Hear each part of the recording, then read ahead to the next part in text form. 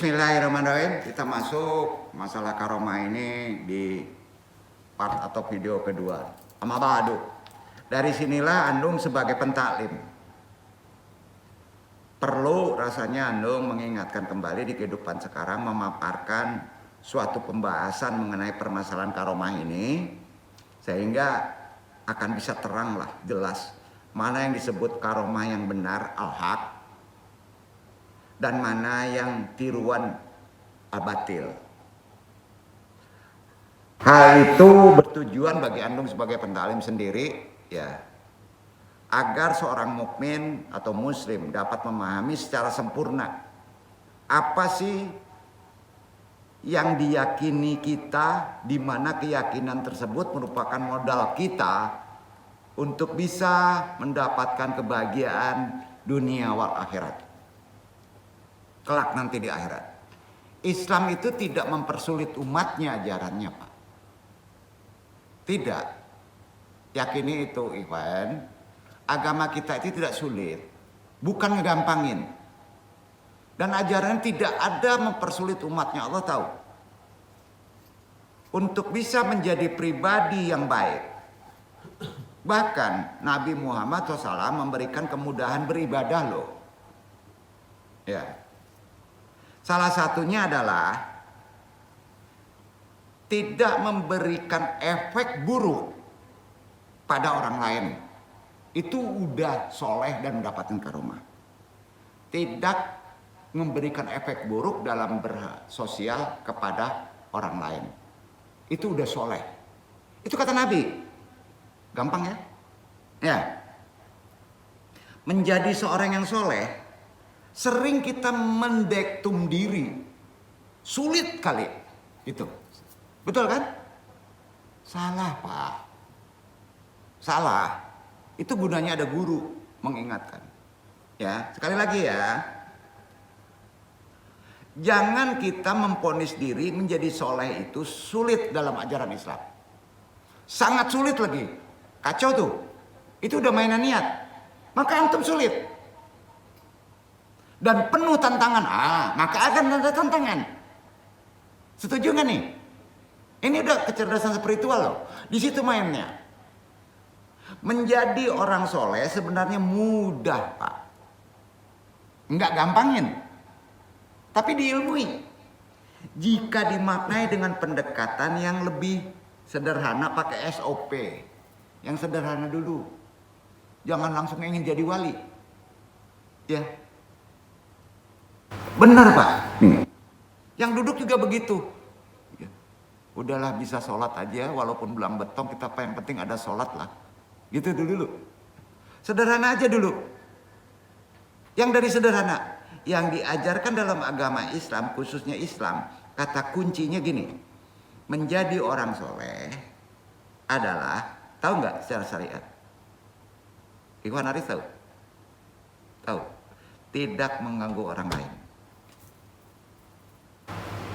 Sampai Pak? Iya, kita tidak mengganggu orang lain. Tapi orang lain tuh ada yang nggak bisa tidur gara-gara antum. Nggak sadar, Pak. Tetap terganggu. Itu urusan amanah gue nggak bisa. Amanah antum itu orang lain harus kalau ada ngelihat amanahnya di teraniaya, kita harus masuk. Oi, orang pintar, Yahudi bukan yang pintar kayak gitu. Bener nggak? Amanahnya nggak mau diwali ini, gila nggak itu? Kita diam aja, dosa antum. Mau jadi wali yang puncak, berat hidup antum. Udah diri sendiri beresin dulu. Yang penting kata Nabi untuk menjadi orang soleh itu satu aja. Apa tadi? Nggak sulit. Sederhana. Tidak mengganggu orang lain. Duduk. Itu aja dulu. Mulia antum tuh. Udah dapat karomah tuh. Kalau itu udah istiqomah. Pokoknya gue nggak akan ganggu orang lain. Banyak deh, jabarin deh. Banyak orang sekarang mengganggu orang lain. Renungkan, Pak. Oh, ini kan nggak mengganggu orang lain. Salah tuh. Mengganggu tuh. Jadi gampang sekali untuk menjadi orang soleh dalam Islam. Sebenarnya kalau tidak bisa berbuat baik sama orang lain, yang penting jangan mengganggu. Antum nggak bisa jadi orang soleh nih, masih degil juga. Jangan mengganggu. Gini, dia tidak mengganggu kita, tapi amanahnya nangis, istrinya nangis, mengganggu kita nggak? Ayo. Nabi Muhammad SAW itu memberikan kemudahan dalam beribadah. Salah satunya adalah dengan tidak memberikan efek buruk pada orang lain. Kalau antum nggak bisa melakukan banyak kebaikan, ya minimal jangan nyusahin orang. Kan gitu? Iya kan? Itu saja sudah dianggap oleh syariat sedekah tertinggi. Sedekah Pak dalam konsep syariat. Contohnya gini, sederhananya ya. Yang sering terjadi dalam kehidupan sehari-hari nih. Betapa mudahnya menjaga kesolehan hanya dengan menghindari tindakan yang merugikan, tidak merugikan orang lain. Jadi kesalehan bukanlah hal yang harus selalu diwujudkan melalui tindakan yang besar. Hal kecil seperti tidak menimbulkan kerusakan di lingkungan sekitar sudah termasuk amal soleh keren. Seorang istri betul setar Isya, sholat. Sudah itu jam 1 qiyamul lail, mendekati subuh. Istri itu harus tidur dengan suaminya. Itu ibadah tertinggi daripada dia sholat qiyamul lail. Nah ini kan harus dijelasin. Bapak-bapak untung yang belum beristri, pahami itu. Kasih pengertian. Jangan ganggu ambo dah. Ambo beko sholat qiyamul lail, beko mesti mandi junub dingin gitu. Memble kayak gitu, Pak. Kalau nggak ngerti ilmu agama kacau ini. Benar.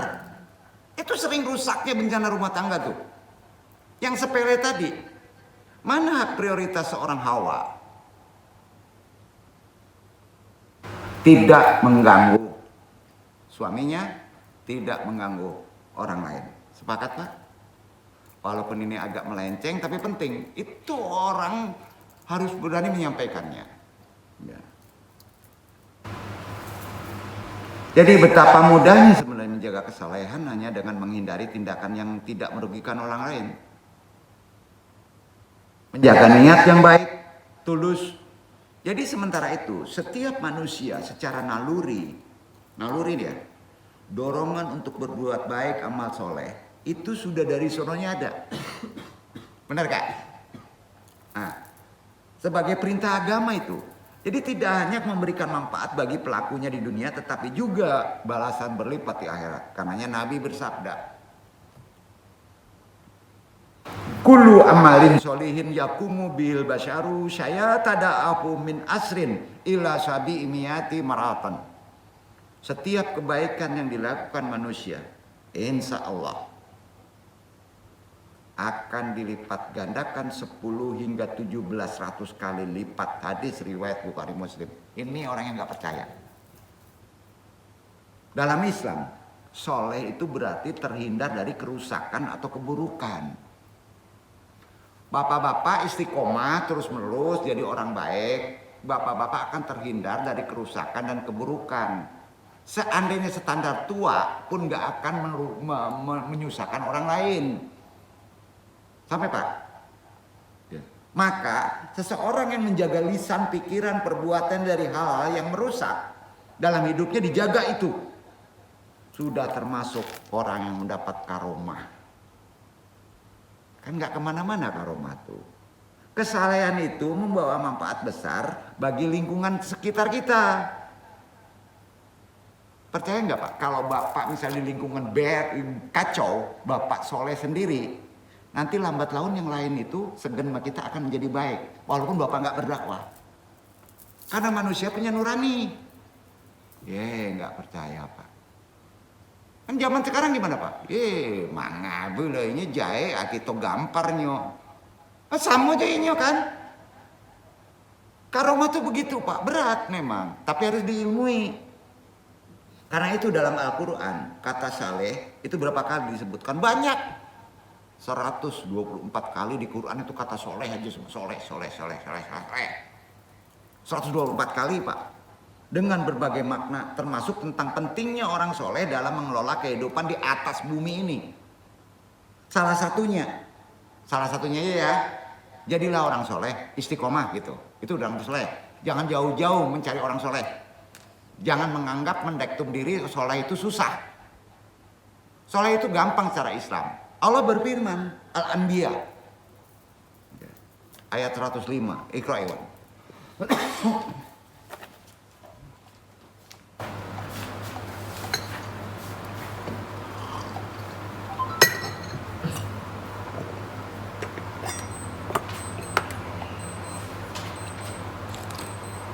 ولقد كتبنا في الزبور من بعد الذكر أن الأرض يرثها عبادي الصالحون.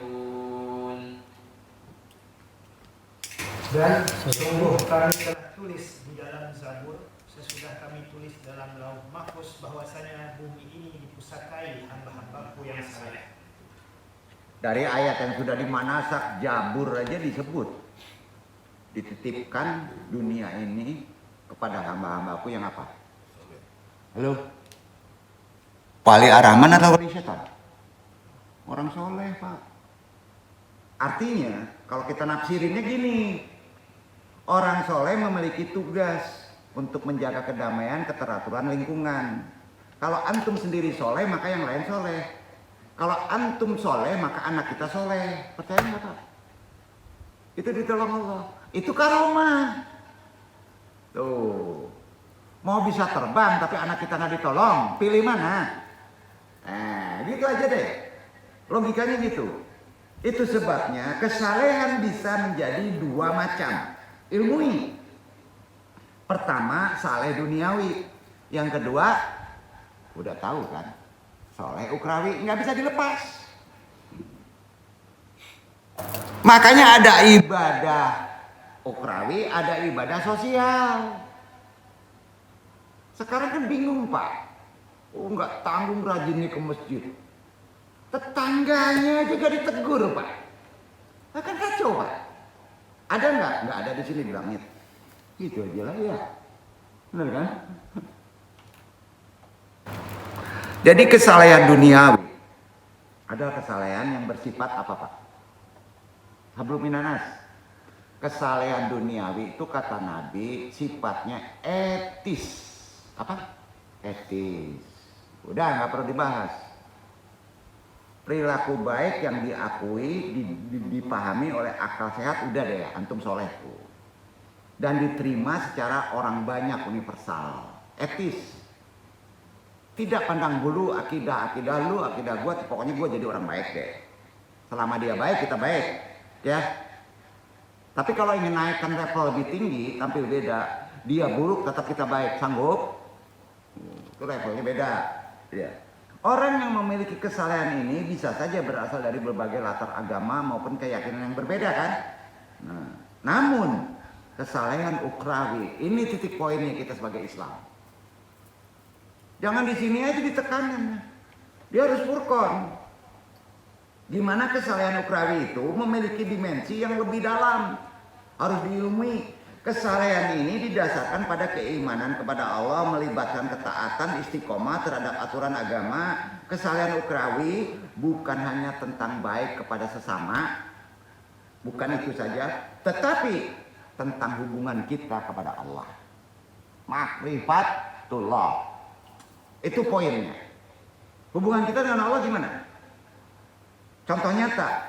Bagaimana kesalehan ukrawi terlihat dalam tindakan sehari-hari. Misal, seorang muslim yang menyingkirkan paku dari jalan tidak hanya melakukannya untuk membantu orang lain, bukan Pak, Tapi tolong pahami makrifatnya. Karena kesadaran hamba Allah menyuruh begitu. Karena antum khalifah. Sadari antum nyabut itu Allah menyuruh gitu. Betul kan? Bukan karena menolong orang lain. Itu nggak perlu dipikirin. Berwudu tangan jangan dipikirin ada kotoran. Itu udah selesai sama air. Tapi yang dipikirin niatnya tidak mengambil hak orang lain. Itu ukhrawi. Kira-kira gitu. Seorang muslim yang menyingkirkan paku, tambah niatnya. Sadari bahwa memang itu disuruh Allah. Paham ya? Jadi kalau kamu menolong, lillahi ta'ala, Allah nyuruh kita. Sepakat? Sepakat? Kalau kita ingin membantu orang lain, biasanya apa Pak? Upahnya dong. Tuh. Upahnya dong, kata gitu kan. Udah hilang ikhlas. Dapat pahala enggak? At-taqwa tanaba'a min al-iman. Ida kanat min ajli hadihil dunya faqad fahinati syatun. Ama ida kanat min ajlillahi falaha qimata fil dunya wal akhirat. Kesalehan itu lahir dari iman, bro.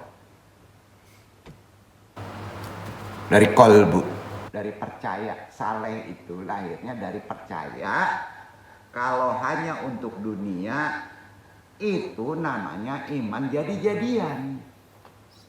Duduk ya. Iman belum sempurna. Tapi kalau karena Allah, lillahi ta'ala, nilainya dapat dua. Dunia wal akhirat. Duduk, dunia dapat, akhirat dapat. Hadis ini sahih Pak sebenarnya. Karenanya menjadi orang soleh berarti menyadari kelemahan diri kita. Berusaha untuk terus memperbaikinya. Apa sebab? Karena setiap kebaikan yang kita lakukan di atas dunia, lalu kan diminta pertanggungjawabannya di hadapan Allah berdasarkan niatnya. Setuju nggak? Tuh, ya kan? Ada pertanggungjawabannya Pak. Kalau niatnya nggak benar ya Allah tahu. Dalam Islam, orang soleh juga menjadi teladan bagi lingkungannya. Tadi sudah disebut. Kesalehan itu bukan hanya tentang doa dan ibadah. Ya, bukan itu aja. Banyak doa, banyak ibadah, qiyamul lail. Ya, lakinya dibentak. Soleh Pak. Solah namanya itu. Marah-marah dong. Enggak bisa begitu Pak. Jadi bukan hanya ibadah, doa saja kesalehan itu. Jadi tetap juga bagaimana seorang memberikan manfaat pada orang lain. Itu yang soleh. Bermanfaat enggak? La tajunu anna kaunaka sakhsan mutadayinan. Pelan-pelan. Amrun syabun. Ibda faqat bi agami iz azajil akhirina. Azil akhirina, bukan azajil ya. Wastamir fi falil khairi qadris titaatiki. Jangan berpikir menjadi orang soleh itu berat. Jangan. Mudah Pak. Tanamkan motivasi itu. Jadi orang soleh itu mudah. Cukup mulai dengan tidak menyusahkan orang lain. Dan terus berbuat baik sebisamu mungkin. Udah dapat kalimat. Jadi dengan cara begitu setiap orang beriman dapat memilih untuk menjadi soleh dalam kehidupannya.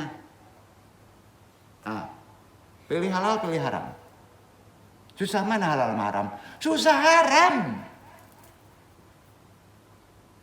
Haram tuh gampang. Coba maling, was-was nggak? Kalau halal nggak ada was-wasnya Pak, pede. Ini yang aneh-aneh orang sekarang ya. Betul nggak? Gampang, bukan gampangin umat Islam untuk tidak ragu deh dalam ajarannya. Tolong jangan ragu ya. Bukan motivasi ini. Ini kebenaran. Jangan ragu dengan ajaran Islam, aplikasinya praktekkan sekarang. Itu sangat-sangat modern banget dalam berbuat kebaikan khususnya. Hidup ini, ikhwan, sementara. Ingat, hidup itu sementara. Jangan pede karena masih muda. Sehingga harus dimanfaatkan untuk hal yang bermanfaat. Sepakat? Nah, kesalehan adalah pilihan yang bisa dilakukan siapa saja. Bukan karena anak ulama, anak Gus Dur, anak ini. Bukan. Siapa aja. Pilihan. Mulailah dengan hal kecil. Itu kan nasihat tadi. Karena disitulah berkah muncul. Insya Allah Pak, berkah akan muncul. Kesalehan itu sesuatu sederhana sebenarnya. Dan bisa dicapai oleh siapa saja yang mau berusaha ikhtiar dengan benar.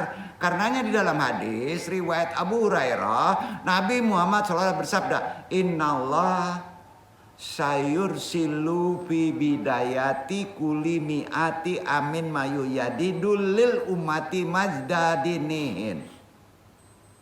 Sesungguhnya Allah akan menurunkan orang setiap permula 100 tahun seseorang kepada umat yang akan tajdid, mengembalikan kegemilangan agama mereka. Dasarnya dalil. Allah berfirman di Al-Mujadilah surat 58 ayat 11, Iqra ikhwan. Jadi orang soleh.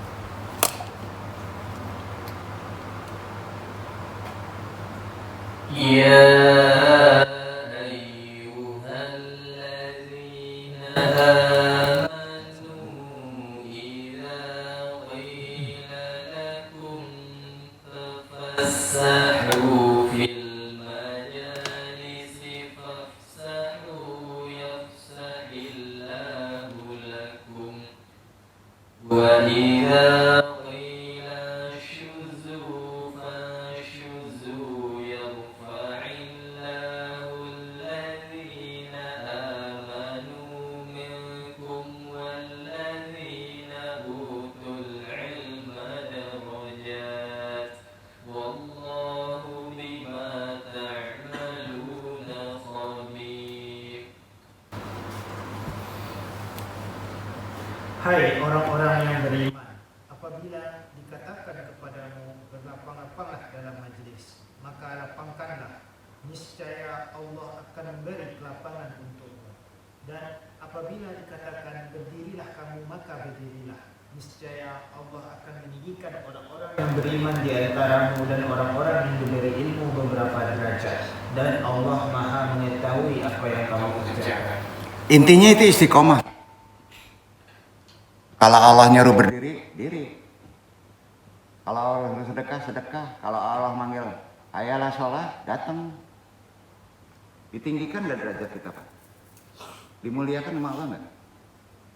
Iya kan? Kalau bermajelis, lapangkan dada kamu, jangan dendam. Jangan bersangka buruk. Maka kamu akan dikaromahkan, dimuliakan. Pepatah Arab kan nyebutnya begini. Ini judul kaji dari pepatah Arab. Al-istimrari'atu khairun min alfinamatin. Wan na'amu bislistimrariati. Istiqomah lebih utama dari 1000 karomah. Dan tumbuhnya karomah dengan menjaga istiqomah. Betul? Nah, jadi jelasnya istiqomah adalah naikkan. Kita dalami perkara karomah dan istiqomah ini ya. Karena persiapan kita untuk Ramadan sih. Ini. Istiqomah adalah mudawamah riyadah. Melangsungkan perkara fardu dan sunnah secara kontinu. Itu yang disebut mudawamah riyadah. Kontinu enggak? Fardu sunnah. Udah naik tambah sunnah. Ada duha, ya, umpamanya, dan konsisten. Dengan demikian tidak mungkin orang yang tidak istiqomah nggak punya karomah. Nggak masuk akal deh. Pakat ya? Nah, tidak mungkin orang yang istiqomah tidak punya karomah.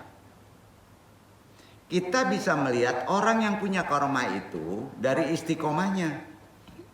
Karena itu, kita harus istiqomah dalam iman, dalam keyakinan. Karena istiqomah dalam syariah selalu mendukung tegak hidupnya syariat di tengah umat dengan diawali dari yang paling dekat dulu, keluarga, temanmu, ya, diri kita sendiri kalau belum bisa. Istiqomah dalam akhlak, menjadikan akhlak sebagai salah satu ujung tombak menyampaikan dakwah. Istiqomah di ranah ilmu dengan mengkaji ilmu, khususnya ilmu Allah, ma'rifatullah, yang terbentang luas dan membela ajaran Allah, bukan Allah minta dibela. Syiarkan ya, serta benci kepada setiap kekufuran. Naik lagi. Jadi cara istiqomah seperti itu adalah dengan membangun kesadaran dari tiap individu pribadi, khususnya muslim, yang didahului niat. Mau istiqomah tidak? Tentunya dengan kemauan yang kuat, ajak. Setelahnya diadakan pembinaan secara intensif, saling mendukung di antara sama umat muslim, itu manajemennya, kemudian menempuh jalan khumul. Tunjukin rahasianya. Khumul. Tahu khumul? Seluruh waktunya dihabiskan pada saatnya untuk bermajelis taklim, berdakwah, berpasantren, berkumpul dengan santri dan umat yang baik. Jadi apa itu khumul? Begini. Adalah satu jalan dari ikhtiar supaya bisa istiqomah. Itu hanya setahun sekali, Pak. Tapi penuh 30 hari. Ya. Jalan ini lumrah diwajibkan, biasa ditempuh oleh para sufi. Kumul tadi, sederhananya begini, ia harus dimaknai dengan keterasingan menyingkir dari hiruk pikuk. Selama 11 bulan kita bermain-main. Nabi itu tahanut namanya di Gua Hira. Kita ini bersuluk di Ramadan. Diamalkan orang-orang sekarang, tidak lagi. Tanda kiamat. Karena bulan itu tidak boleh ada kotor. Kita pun harus bersih. Maka berkumul. Menyingkir dari hiruk pikuk. Ibnu Athaillah, pengarang kitab Al-Hikam, ngomongnya begini. Adpun nafsyaka fi ardin majhulatin li anamayamu min badaratin lam tujra layut miru timaran kamilatan. Kuburlah dirimu dalam tanah yang tak dikenal, sebab sesuatu yang tumbuh dari biji yang tak ditanam tidak akan berbuah sempurna. Karenanya puasa Ramadan 30 hari, kalau benar puasanya antum, akan menolong kehidupan kita 11 bulan ke depan. Puasa itu nggak menahan aja, Pak. Tahan matamu, tahan telingamu, tahan omonganmu. Makanya orang dulu basuduk. Dipraktekin? Indah. Ngabuburit di mall. Gunjing jalan. Akan kacau, Pak. Bukan nggak boleh. Tapi pahami ilmunya, kurangi dulu deh. Berat, Pak. Jadi puasa itu kan torekot tertinggi, Pak. Wajib nggak hukumnya? 30 hari. 30 hari kalau antum paksa antum masuk gua. Kalau sini, siapa yang ngeladenin? Muadzin antum. Ada muadzinnya. Yang tukang panggil, tukang antar makanan. Iya kan? Nah. Udah sanggup bayar muadzin? Nah. Mafhum. Kumul itu adalah kebiasaan Nabi Muhammad setahun 30 hari.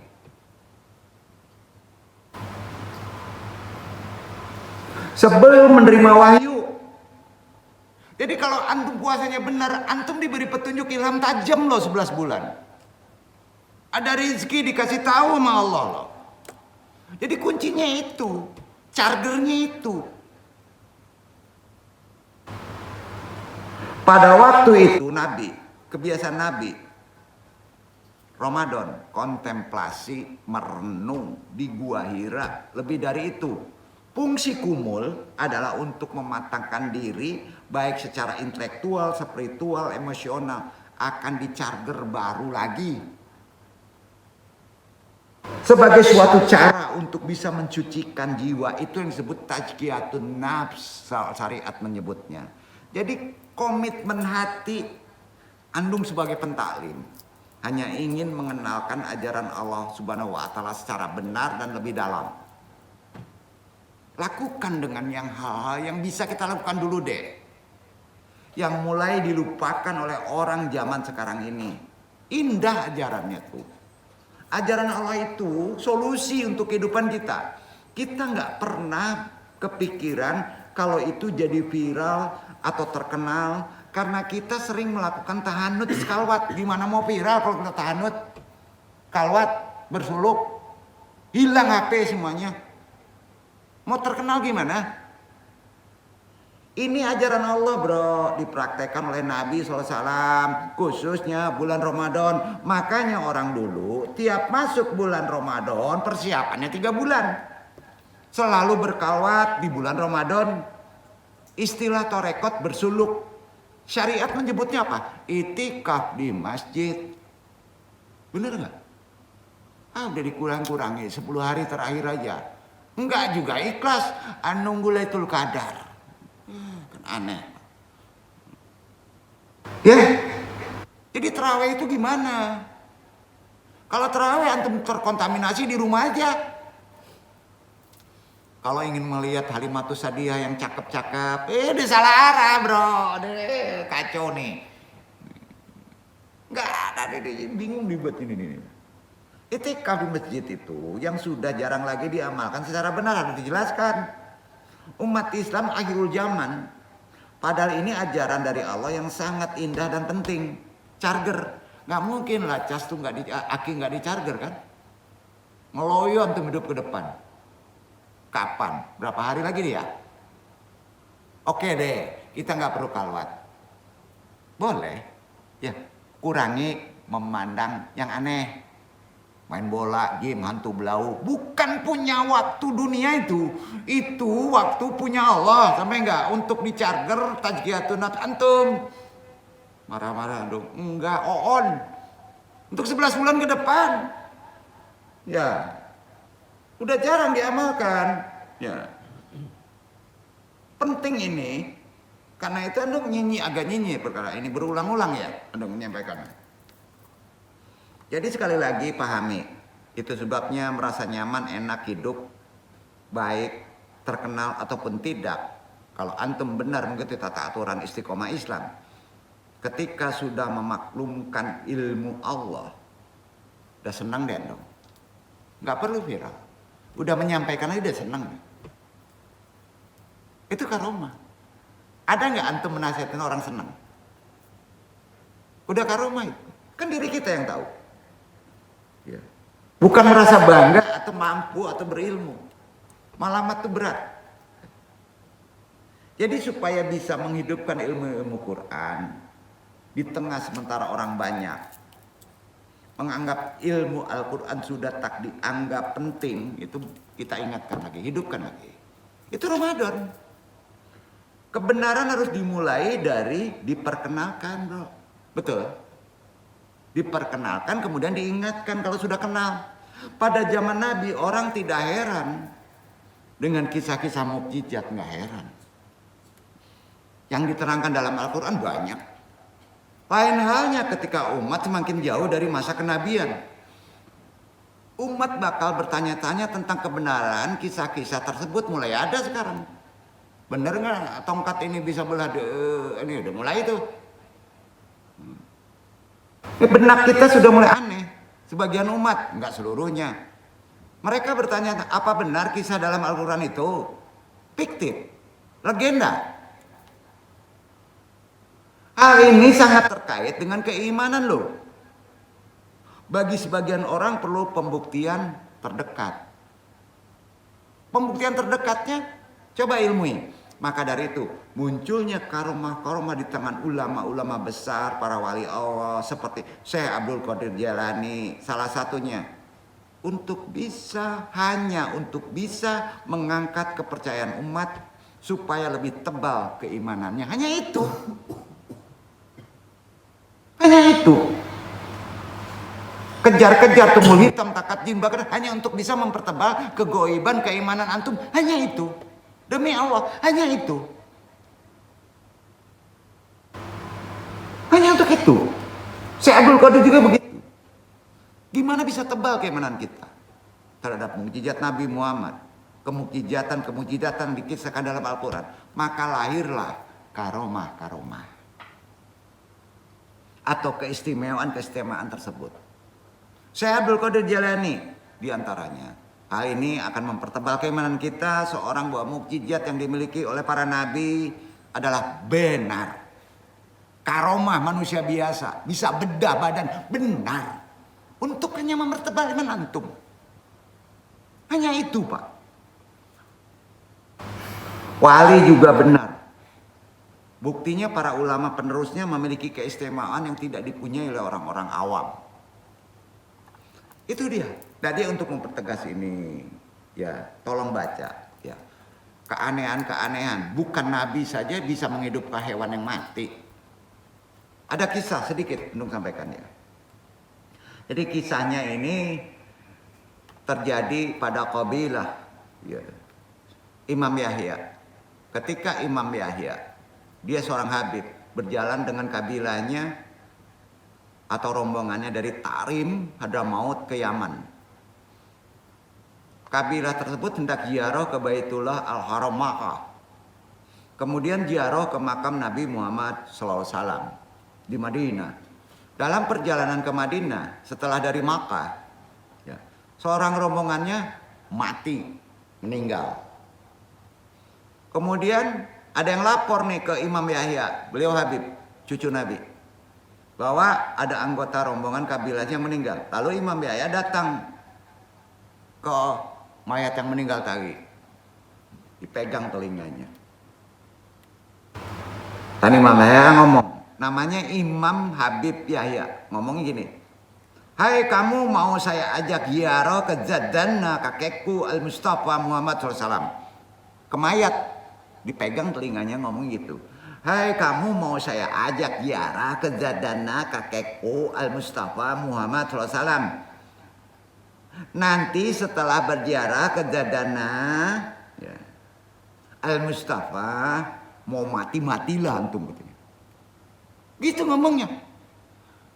Ini bukan nabi loh. Kemudian kum biiznillah. Bukan kun fayakum, kum biiznillah. Hiduplah kembali dengan izin Allah. Bangoknya balik. Anda percaya ada kisahnya, Pak? Bangok balik, hidup balik. Aku bedah ketek. Nangkok jin ketek. Orang mati hidup lah. Ada kisahnya. Nggak mungkin ngebohong nih. Akhirnya nan dia tuh hidup balik. Ya. Kalau lajaro matilah. Nih awal orang suci itu, rombongan itu sadonya dapet ziarah. Nih awalnya. Ini terjadi. Ketika kembali sampai di Tarim setelah ziarah ke makam baginda Nabi Muhammad, orang tersebut mati. Mudah-mudahan aja ini di kemana. Kita ziarah, Pak. Matinya. Jadi karomah yang bisa menghidupkan sekarang memang sudah manasak, Pak, sudah mulai jarang. Kalaupun ada sering disembunyikan Allah. Ya. Jadi menurut sumber kedua, Yahya itu memang yang memberikan nama adalah baginda Nabi Muhammad SAW. Ini sesuai keterangan Habib Alwi bin Tahir Al-Haddad, Mufti Johor. Dia memberikannya. Yang menerangkannya kisah ini. Wallahu a'lam. Jadi karomah-karomah seperti itu tercatat tidak sedikit. Mukjizatnya Nabi, ya. Nabi Allah juga banyak. Ada hewan yang sudah mati sekian ratus tahun hidup lagi. Umat Sayyidina Muhammad SAW ada yang seperti itu bahkan. Bisa menghidupkan hewan yang sudah mati. Di antaranya Habib Abu Bakar bin Abdullah bin Talib al-Atosh. Kambing kesenangannya mati, hidup lagi. Kalau diceritain bisa sampai pagi nih.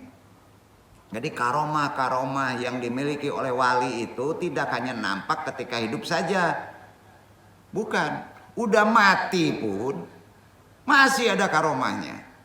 Setelah wafat waliullah masih diberi karomah. Dan bagi pengikut ahli sunnah wal jamaah kita ini, ya, kepercayaan terhadap adanya waliullah, karomah. Ingat, yakini secara baik. Jangan mudah tertipu istidraj atau hak. Sampai ya. Bahkan 4 imam mazhab sepakat mengenai karomah yang ada pada para wali akhirul zaman makin kuat walaupun dia udah wafat. Tuh, karena akhirul zaman bukan ada apa. Maka orang yang punya karomah itu sayangnya tidak ditonjolkan. Dan tidak boleh. Itu bisa saja terjadi kepada antum. Betul kan? Kuncinya istiqomah taat. Seandainya saya, Andung nih sebagai pentalim, yang fakir bodoh ini ditawari karomah, karamat, atau tidak, saya lebih memilih tidak. Kalau Anda lebih memilih enggak. Kenapa? Alasannya harus jelas.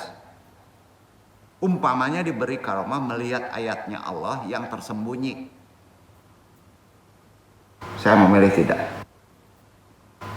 Ayat-ayat gaib. Kenapa demikian?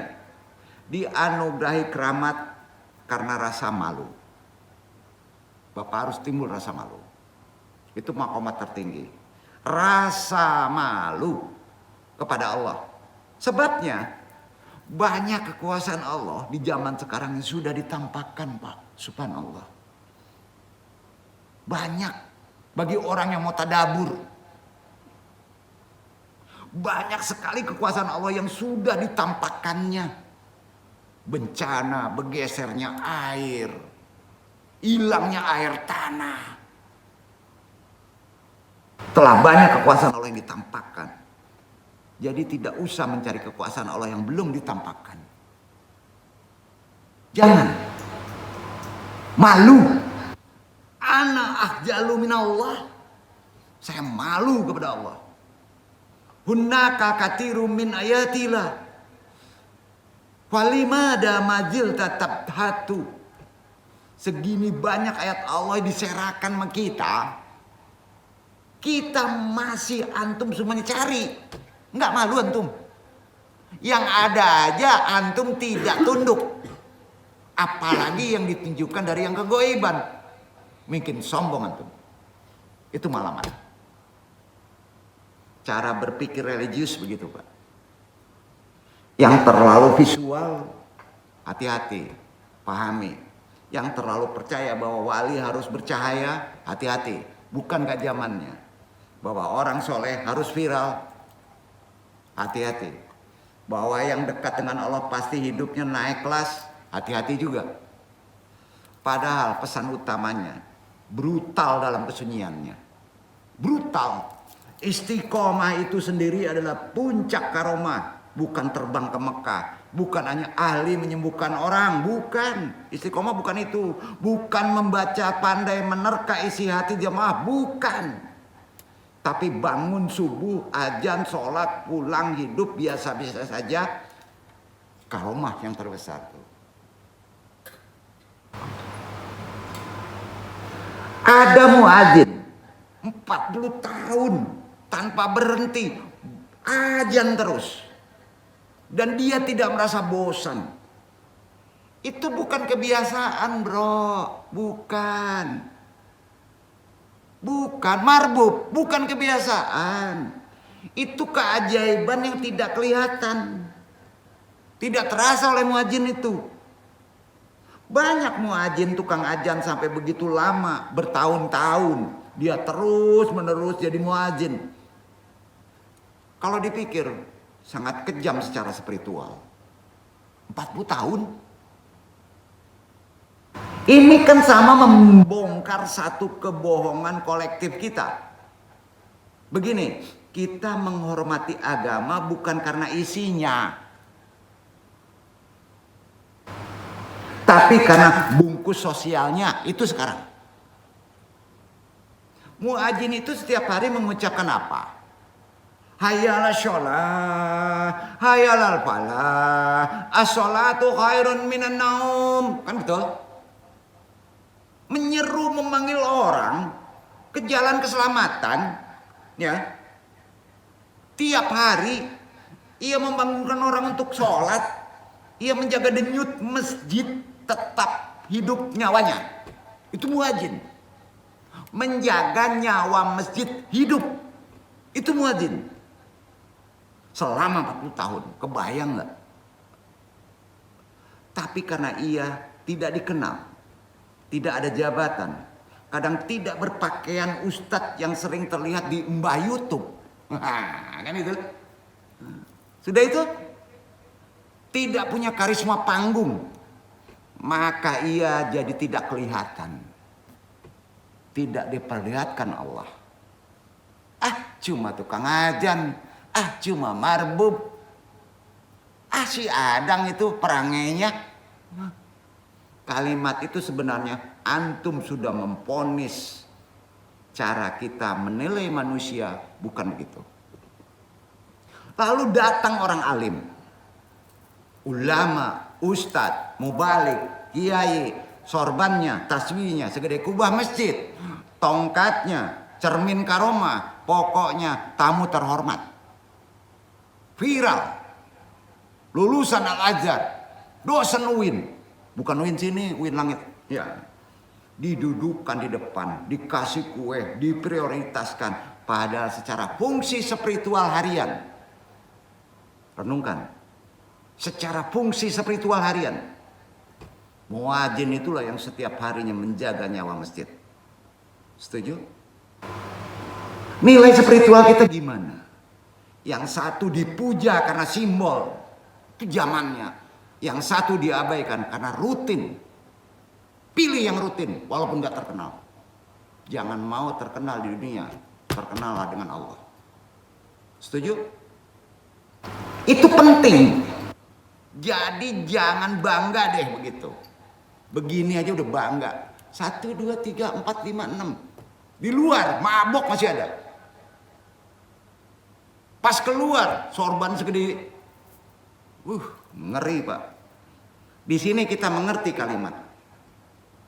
Laula waridatul ahwal minallah. Waridatul ahwal minallah. Lamakan kadiran ala falidlika. Kalau bukan karena waridatul Allah, sebab Allah, dari Allah, dia tidak akan bisa seperti itu 40 tahun azan. Dia tidak akan bisa berdakwah viral kalau tidak karena Allah. Pahami itu. Merasa memiliki itu. On antum. Sepakat? Orang bisa ajan 40 tahun. Orang bisa membantu peduli orang sakit tanpa mengeluarkan biaya yang jutaan. Hampir selama 40 tahun pula. Yang coba terus-menerus berusaha menyantuni anak yatim. Yang betah dihujat, dikritik, dihina di hadapan dengan sabar. Ini orang bukan karena kuat mental bro. Bukan karena dia kuat mental. Bukan. Itu bukan stamina yang keren. Bukan. Itu bukan disiplin yang kosong. Bukan. Itu karomah istiqomah yang sejati. Yang diberikan dari pertolongan Allah. Yakin? Itulah karomah. Membuat seorang betah bahagia melakukan itu. Dan justru itulah karomah yang asli. Adalah karomah yang lebih besar daripada menjaga sholat 5 waktu selama 50 tahun yang antum hidup. Apakah ini berlebihan? Jawab. Tanya sama diri kita. Ini kan di-share. Tanya sama diri kita. Tapi justru disitulah letak kebenarannya. Karena yang paling sulit dalam agama bukan memulai. Ingat, paling sulit dalam beragama bukan memulai. Tapi apa? Bertahan. Bertahan. Banyak orang bisa sholat rajin setahun. Banyak orang bisa wirid semangat 3 bulan. Banyak orang bisa hijrah total 2 tahun. Banyak orang tiap tahun umroh ziarah ke Mekah. Tapi tetap lurus saja. 40-50 tahun. Tanpa drama, tanpa mundur, tanpa merasa suci. Azan 40 tahun. Tanpa ada drama. Tidak pernah terulang. Sifatnya memberikan tanpa mau viral. Yang penting ikhtiar hanya untuk kepentingan umat. Yang banyak sampai tengah malam kedungsukan memperbaiki sesuatu. Ikhwan percaya atau tidak terserah. Itu levelnya lain. Bukan karena disiplin. Dan itu mustahil tanpa karomah batin. Kalau mau membalik definisi karomah, begini. Ya, definisi karomah. Ini bukan radikal. Karomah itu bukan soal menyembuhkan. Paham ya? Bukan karena bisa terbang. Bukan karena bisa kebal. Bukan karena bisa viral. Seumpama bisa bedah goib. Bukan. Itu tip. Itu tip aja. Bukan karena itu. Jadi karomah itu bukan soal bisa menyembuhkan, ingat lagi. Bedah goib orang, bukan. Seperti malaikat Jibril kepada Nabi, bukan. Karomah bukan soal doa langsung tembus, bukan. Karomah adalah damai, tentram hati kita. Di level itu aja dulu ikhwan. Susah, damai. Senang, damai. Ya, tidak mengganggu orang lain. Di level itu aja, Iwan. Itu udah keren. Ini kan definisi yang sangat tidak laku di pasar spiritual. Laku. Kalau terbiarkan, nggak laku di pasar agama, Pak. Pasar spiritual. Tapi benar. Nggak laku, Pak. Karena tidak bisa dipamerkan. Nah, ya kan? Bisa dipamerkan. Bisa diviralkan. Enggak bisa dijual lagi. Tidak bisa diviralkan lagi. Tapi justru itu tanda Allah sedang memuliakan antum. Demi Allah. Intinya, karomah itu bukan tentang kemasyhuran. Karomah itu adalah kehormatan dari Allah. Kehormatan itu hanya Allah yang berikan kepada hati-hati yang terhormat tersembunyi. Artinya, orang yang hidupnya biasa saja. Tidak dikenal. Bila perlu tidak punya murid, tidak punya panggung, tidak punya cerita ajaib, tapi sholatnya jalan, akhlaknya stabil, tidak iri, tidak merasa lebih suci, tidak pamer batin, bisa jadi jauh lebih wali daripada tokoh spiritual yang followernya jutaan. Dan mungkin inilah inti dari semua kita. Kita terlalu sibuk mencari karomah yang spektakuler sampai ada ngejar 4 mata aja dong, yang penting bisa bedah banyak, spektakuler sampai lupa bahwa karomah yang paling langka adalah menjadi orang baik konsisten di dunia yang mulai rusak. Sanggup? Muadzin yang azan 40 tahun itu mungkin tidak pernah menyembuhkan siapapun. Tapi ia menjaga ribuan orang tetap menjadi ingat sholat. Dan itu dalam logika langit. Logikanya langit. Jauh lebih dahsyat daripada terbang ke Mekah. Lalu pulang. Kalau bisa terbang, ziarah, tahunan, umroh, pulang. Pulang ke kampungnya, sombong. Maka benar, jangan rendahkan orang soleh hanya karena hidupnya tampak biasa. Karena bisa jadi justru disitulah Allah sedang menyimpan kehormatannya. Paham? Banyak maaf. Mudah-mudahan ini perkara karomah persiapan kita Ramadan menjadi lebih dalam. Berbeda dengan tahun-tahun dulu, lebih cenderung kepada syariat amalan. Kalau sekarang lebih kuat kepada kecerdasan spiritual kita. Gimana sih kita memalamatkan diri, bukan malamatan. Paham?